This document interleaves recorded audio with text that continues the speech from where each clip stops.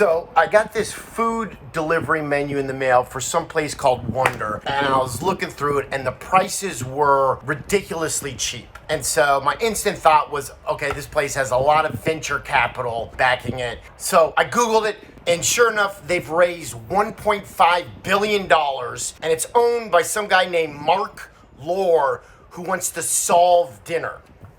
So no one needs to solve dinner.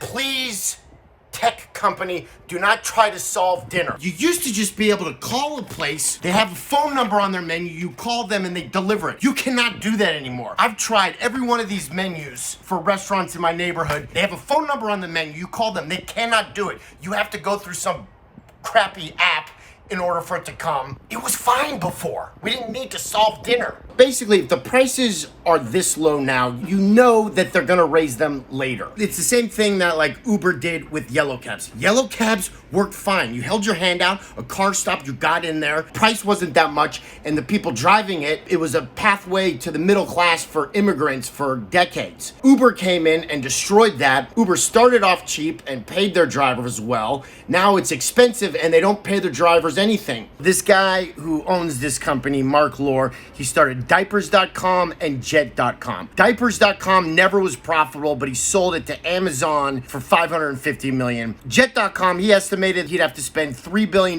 before it became profitable, but 11 months after he started it, he just sold it to Walmart for $3.3 billion. So it never became profitable. In this article in the New York Times, it says that he's friends with Gwyneth Paltrow and they talk about gut health.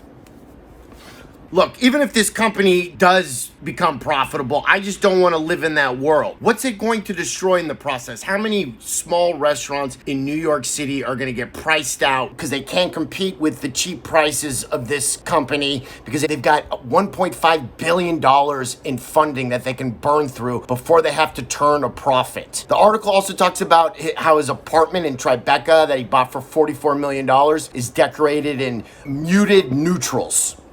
There's literally less color in the world because of corporations, because of people like this. They're literally sucking the color out of our world.